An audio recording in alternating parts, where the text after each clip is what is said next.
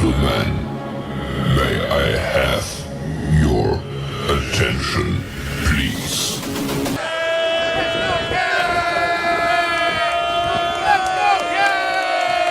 The show starts in 3, 2, 1, go.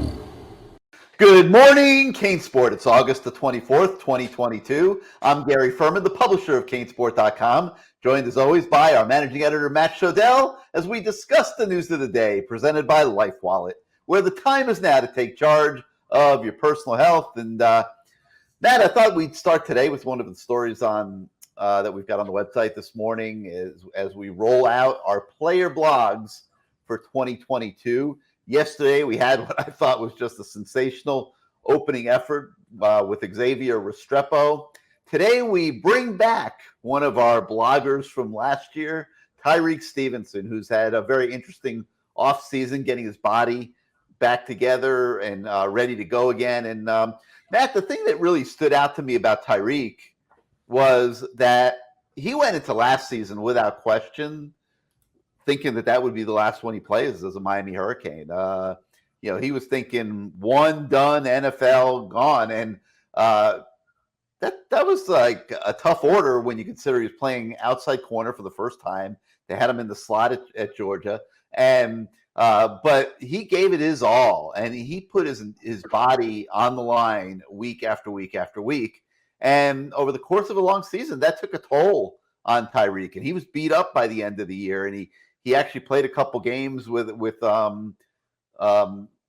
I guess ligament damage in his shoulder and needed surgery after the season. So he had that long road. He had to come back from surgery. Then he had to play catch up in the Mario Cristobal, Aaron Feld offseason workout program, which, as you guys know, we've talked about a lot, is very intense. And now he's emerged here with the regular season approaching here in a few days. And Tyrique sounds ready to go to me. Your thoughts on Tyrique? Well, as you know, Gary, I never follow your lead, so I'm going in a different direction. Aaron Feld has his 45-day challenge, and I had my 250 like challenge yesterday, and I came to the realization that we did not hit 250 likes, which I'm taking as a positive because I said either people aren't watching to the end of Good Morning CaneSport, which good for you, you actually have lives, or because at the end of the last episode I said, if we hit 250 likes, I'm going to be positive for the entire show. I personally believe we didn't hit 250 likes because people prefer it when I'm not positive. They enjoy negative Nelly, Nancy, Billy, Bobby, whatever you want to call it, Robbie, Bobby, negative Robbie, Bobby. So I appreciate everyone out there. I'm going to be my usual caustic self. That's how I was born and raised. That's how I view the world. And regarding Tyrique Stevenson, he's good. All right. So how many likes did we have? Let me see here. I posted 200, a little over 200, something like that. We got to 197. The Matt Shodell fan club tried to come through. I think you got to refresh. I think we're a little higher than that, but yeah. Oh, let me see. Wait a minute. Let me refresh. I will do that right this second. Well, last night we were at 198, I think it was. So it has to be more than that by this morning. Let me see. No, we had 198 likes on this morning's video. Okay. And a 97.5% approval rating. That's not too bad. Thank you, everybody, for that. But maybe today, Matt, you'll get to 250 likes. But in all seriousness, no. Tyrique is... I like Tyrique a lot. He's a mature kid now. He understands the importance of taking care of your body, which is not something we hear a lot. But I think a lot of these kids are starting to figure that out. And under Aaron Feld, it's clear that message is getting across. What you eat is important. How you recover from intense workouts every day is important. They've got the refrigerated trailer out there off the practice field for kids to go into after practice and cool down. Of course, they've got the ice tubs and everything else. So a lot of effort at the U going into taking care of the body so that you can maximize performance every Saturday. And Tyrique, Matt, has kind of become kind of like a poster man for that. Listen, forget all that stuff. Here's what's important about Why the are we Tyreek. forgetting everything today? Come on, man. Here's because it's nonsense. Here's what's important about Tyreek Stevenson's blog, okay? And shockingly, some of the Kane Sport posters out there in the metaverse have actually figured this out, that the group interviews after practices are inane compilations of what you step in if you go to Paris, France, quite often. So the beauty of these blogs is that you get up close and personal views of actual substance. Now, you want to talk about nutrition, whatever the hell he did with his body, that's great. But the point is, you can finally see inside, behind the curtain, that Mario Cristobal has drawn on all the group reporter interviews. And you see their personality. It's so nice and so refreshing. It reminds me of the days I was talking to a reporter yesterday at practice about, actually, it was our reporter. I was talking to Azubi Charles, our stellar new Kane Sport employee. I was talking to him about the old days and how it was so great when you can go. There was no indoor practice facility, but where it now is, there was just a row of old school benches, sort of probably what you had in your middle school, Gary, back in the 1930s, very similar to that. And the players would all just sit on them. And you would literally, after practice ends, they would just sit there. They have their fruit and their whatever, the kind of olive juice. They're doing all sorts of weird stuff that has since been updated. But you would go up to a player and you'd say, hey, Ken Dorsey, do you have a minute to talk? Sure. I don't think a player ever said to me no when I would ask him, do you have a minute to talk after a practice? And all you got was one-on-ones. That's all you got. There was no group. If somebody else wanted to talk to Ken Dorsey, they'd stand behind me or I'd stand behind them. And it was great. And there was open locker room and it was great. And college football has been ruined for the fans. It's happened gradually, almost like Democrats versus Republicans. Like, it used to be Democrats and Republicans got along, they were friends. Now it's like, God forbid if you're a Democrat, you have a Republican friend who's a Trumper, and God forbid if you're a Trumper, you have a Democratic friend. I mean, you basically have to got to be an independent. You have to cut them. I know families that have been torn apart by this, where they won't talk to their father and vice versa. I mean, this is like the same thing, but in college football. It used to be open and transparent, and you could talk about anything, and now it's like every player says the same thing. Everyone's doing great. This must be the greatest team in history, Gary, because there's not a single player on the depth chart that apparently isn't amazing. And there's not one single player you can point to doing better than anyone else because they're all so amazing. Like, I could go on and on. I don't know if this is a DNR or not, but I can go on and on with the absurdity of these post-practice interviews, including the Mario Cristobal, which I said yesterday, you learn as much listening to a Charlie Chaplin movie as you do watching a Mario Cristobal interview. It's like they have to. It's like has to be controlled, and it's just I mean, so many of these kids, and we're finding this out through the blogs that we're doing with them through NIL deals. Like, they got such unbelievable stories to tell. It's such a shame, because why can't the fans hear them? Just set them free. We have to do an NIL deal with a player. Or get into NIL, relationships to get detailed interviews. Do you want to hear a story? You want to hear a true story, Gary? It all changed because of me. This all happened because of Matt Shodell, and I don't mean to be. I don't know if this is pompous or being negative or whatever. You're being pompous and negative. This. I will tell you guys all a true story, and I don't tell many people this. Hey, if you guys like this story, you got to like this video so we get over 250 likes. That was a one-time deal. I will not be okay. If we hit, come on, you got to give them another chance. No, 300 likes on this video, and then I will be positive the next video we make. I'm not going to 250 again, okay? But this is a true story. This actually did happen. This is real. This really happened. I was a young, intrepid reporter working for Kane Sport, open locker rooms, and I was given the wonderful assignment of doing a sidebar on Kellen Winslow after a loss. I don't remember who the loss was to, but it wasn't good. And I remember, Kellen Winslow, look, he has obviously mental problems, okay? But back then, he was a star football player. And, we had heard that I'm not going to get into his history. Anyway, so it's after the game. I'm just going to do the straight news what happened. I go in the locker room. I have to talk to Kellen Winslow. Kellen Winslow was one of these guys. He's like these triathletes, right? He shaved every single hair on his body, including his head, had to be completely shaved. He was like head to toe, not a hair on him, which is neither here nor there. but he's in the shower and I'm waiting for him by his stall, and he just comes wandering out with no clothes on whatsoever. So I'm, like averting my eyes or whatever, goes into his locker, puts a towel around his waist, and it's getting late now. Like, I have a deadline. I think it was a night game. I have a deadline. I remember this. And I said, and there was no one else around, everyone else was talking to other players. I said, Kellen, let me know when you have a minute to talk. That's all I said. He says, we could talk now. And so I stand right in front of him, and all these other reporters come rushing in as soon as I start this interview. And this was the interview, okay? And when he yelled, "I'm an effing soldier," he spit. It came out of his mouth. When he said effing, he went, "Effing," and the spit came out, and I saw it was like slow motion, and it hit me right in the forehead, okay? This was not reported at the time, but he spit on me. It's true. It's a true story.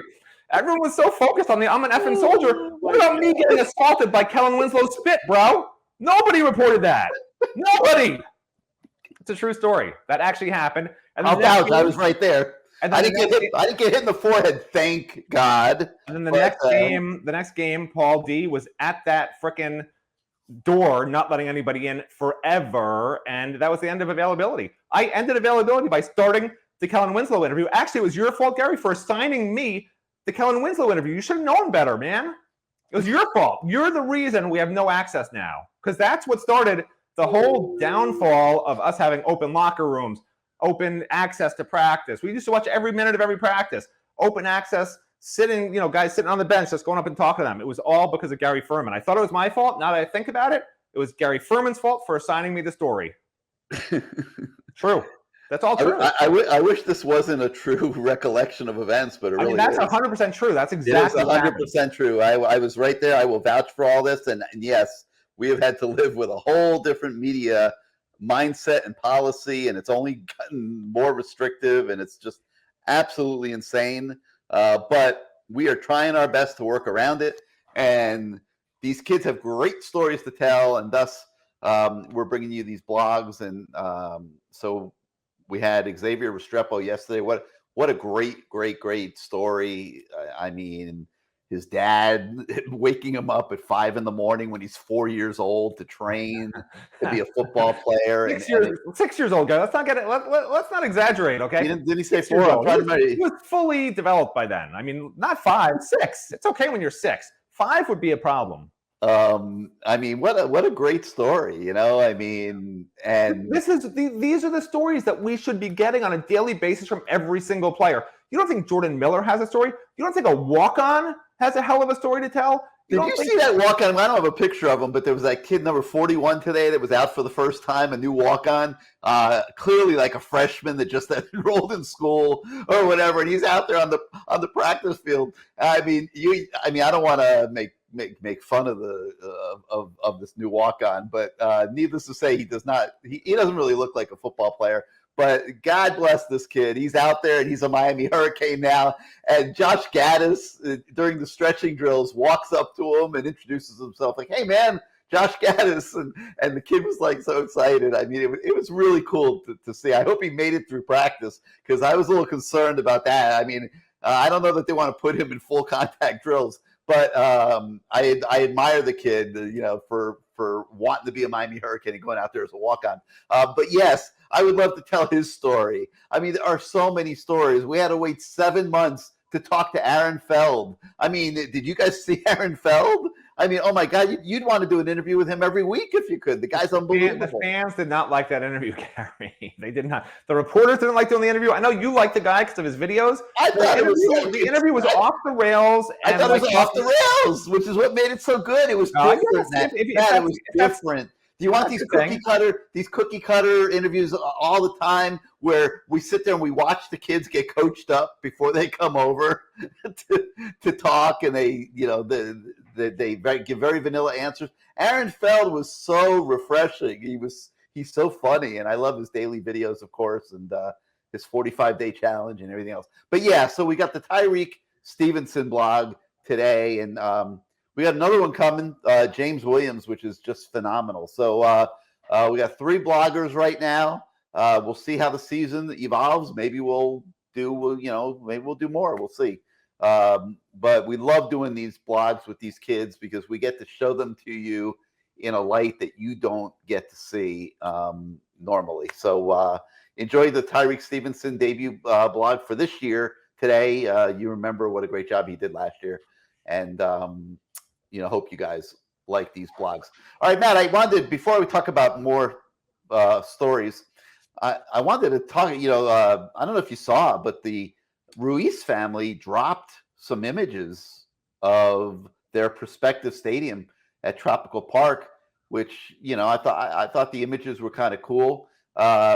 Here's I guess the stadium will look like at night, and they've got water. They're going to build, it looks like they're going to build like a moat or something around the stadium of some type. And, so that's a concept they have. And then here's a look at the interior of the stadium. Now, the only thing that I don't understand, and the architects that did this are very experienced, I don't get this whole covering at the top of the stadium. That's what you don't notice the tree blocking the about 100 seats or so. You don't notice that part, huh? Wait, I'm assuming it won't. What the hell is that? I'm assuming the trees are behind the seats. There were a couple like really goofy things about this that I didn't quite understand. Like the way that they created the top, which was supposed to be like a retractable roof or something. It has all those lines which are projecting shadows on the field. They can't play a football game with all these lines on the field. So if I'm John Ruiz, I'm demanding a little bit of a rebate to what I paid. I think what is it? No, you're missing. Listen, the whole HBK Architects or whatever the name of that firm is that does all the stadiums. No, the whole idea. You're missing the whole point, Gary. So they want those lines there, so it's like a flashing light type deal. So it induces epilepsy, so that everyone will need to get LifeWallet inside the stadium, because that's 60,000 new subscribers to LifeWallet every single game. I mean, think about that. The stock's going to go soaring. I will tell you, once I did go to the Boston Garden. I went to college in that area, and I went to the Boston Garden to watch an Elton John concert of all things. I was forced to go by my now wife, and we got really cheap seats because we were in college, and we didn't really think much of it. It said partially obstructed view. Well, we were sitting behind a pole the entire time, but we only paid $20 a ticket. But pretty much, I guess those seats behind the palm tree, you can get a good deal on those. So maybe it's a good thing they're there. People can get cheap tickets, and college students can afford to. College students can go for free, but maybe some younger people who can't afford it can sit behind the tree and get a good deal. I like the exterior. I think that's very cool looking. I think the interior still needs some work, but I like this a lot.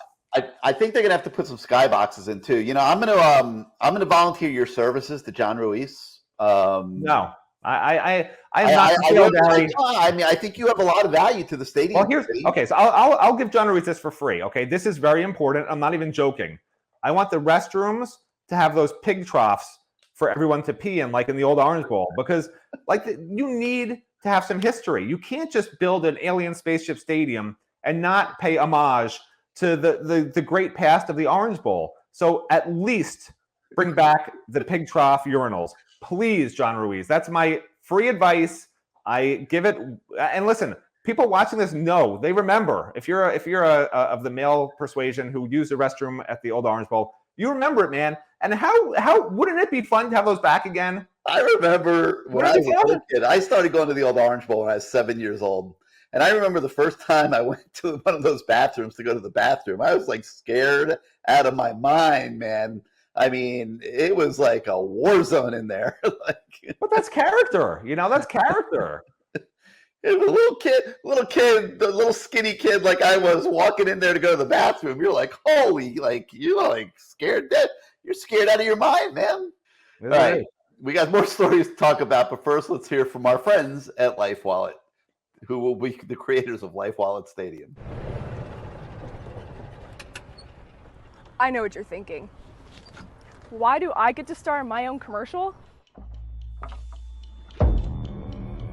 Well, I was LifeWallet's first female athlete.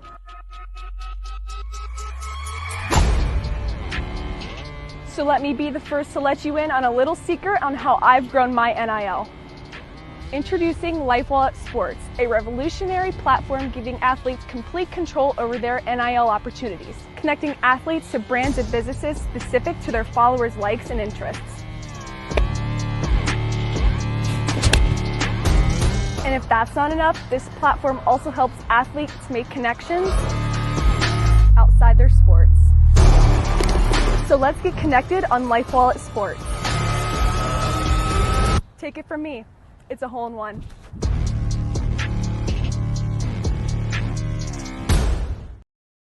Man, I still can't get over that swing. I mean, the weight, the way she transfers her weight. I mean, it's a beautiful swing. All the golfers watching the show right now can appreciate that. Like, I mean, obviously she's on a collegiate golf team, so she's got to be pretty good. But man, I know you're not a golfer, but that is a pretty looking golf swing. You know, I'm not a golfer. What's that? That's well, you're not a golfer. You wouldn't know a golf swing from a. I don't know what analogy to draw, but no, she's got a nice golf swing, Morgan. Listen, I'm very, very impressed. The way you insult anything is the way you insult everything. Is that your motto? So listen, I did want to bring this up. So there's these reports, which everyone's all excited. Don Chaney might be back in 3 to 5 weeks. Like, okay, this is great. They need him. They do need him. But what have you seen from Don Chaney that makes you think when he comes back, the first hard hit he takes, he's not going to be out again? Like, he's been, I hate to say it, I love the guy to death, but he's been very brittle. Very brittle. I remember, I was like, remember when Rivals, he was like the number 30 prospect for 2 years. Right. And then at the last second, they dropped him to like 200. And we were like, everyone was all annoyed. We were annoyed. Like, what are you doing? Like, how can you do that to the kid? He was number 30 for 2 years. Now you're making him number 200. You're annihilating Miami's team ranking and everything else. And, everyone was annoyed. We were annoyed, whatever. Well, now a couple of years later, I mean, the reason they said they did it back then was because he was always hurt and he never participated in anything. He didn't compete in any of the camps against the other top kids. And, they saw him at the All-American game and they just weren't impressed by what they saw and they dropped him. Well, I mean, we're not with Rivals anymore, but and I'm certainly not, defending anything, but they kind of knew what they were doing at that time. I mean, he really has not been able to play a lot of college football. It's starting to look like remember Robert Burns was a very similar type situation, but such a nice kid.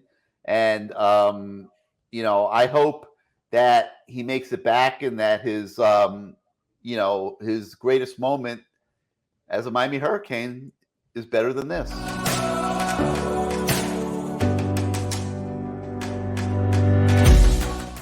Focus on your self-love. That helps a lot. If you know how to control your self-love, then you'll be fine.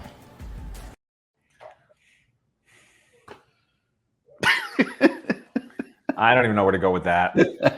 All right, then let's just get to the darn news of the day. And we got a recruiting story today on a kid that is super impressive. He's a 5-star in the 2024 class, Josiah Trader.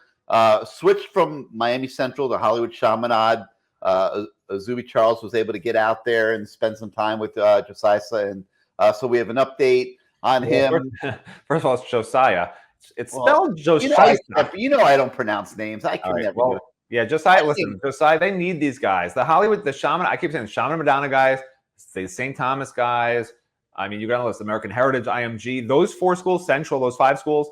You can go down the list of just a handful of schools. And if you pull in the top talent year after year, and if Mario Cristobal can do that, and I think he can, that's where you get this 2 to 4 year timeline of being in the playoffs, like the eternal optimist Matt Shodell has been predicting for 6 months now. So, well, those 2 kids at Chaminade are really good, Jeremiah Smith and Josiah, and they're not doing well with them right now. I'm really not doing well. They're national recruits. It's 2024. It's all how they have coach talk. This is just young man talk, prospect talk, whatever you want to say. They're just not saying anything yet. What do you expect they're going to say? Like, my how does Ohio State? Nobody says. Ohio State have a 95% Oh, probability? don't listen because an Ohio State person put in some something on Twitter that these what's this called, the machine whatever. I mean, what's it The called? recruiting machine. Recruiting Prediction machine. Yeah, I love the recruiting machine to death, but let's see on signing day of 2024 how make a note of where they are right now in that recruiting machine and see how it plays out. So you think Miami makes a comeback here? You think Miami becomes a factor with these Chaminade kids before it's all said and done? Of course, I think the recruiting machine's been hacked by out-of-state, bad actors from Russia, perhaps. I don't know where exactly. Not from Miami. Well, I'll tell you what. I want to know who's in charge of the NIL in South Florida for Ohio State, because they're coming in here, Brandon Innes, Mark Fletcher, these two guys. I mean, they're coming down here and getting their grips on the best players in South Florida from Ohio State. And it's something that Mario Cristobal is going to have to take a look at, I think, because obviously he doesn't want to lose these kids to Ohio State every year. So, but it's definitely a factor moving forward. So we have a story on him. And then a bunch of those practice interviews that Matt talks about. We had several of them after our show yesterday with James Williams, Elijah Arroyo, Avante Williams is another one. So you'll see those on the website, and we got a whole nother round of them that'll be coming later today as well, with practice again this morning on Green Tree practice field. So I think that covers it for today, Matt. I think you've done enough damage. Do Matt a favor, like this video. No, do not like them. I do not want to be positive. Like this video. No. We've got to turn him positive. Okay, he's negative about everything. It's habitual at this point. And subscribe to our YouTube channel. And as much as anything, I will throw it up here on the screen now for a moment. Please subscribe to our canesport.com website. Your subscriptions allow our entire operation to exist and function on a daily basis and get all these things done, these NIL blogs and everything else that we do. We arranged for a $1 introductory special through our move to the On3 platform. And please take advantage of that. Subscribe to our website. And like I said, subscribe to this YouTube channel. It helps us with YouTube and the algorithms and reaching all the Canes fans out there with this show and all the other things that we do on our channel. So we thank you very much for joining us this morning. Have a great day, everybody. We'll see you next time.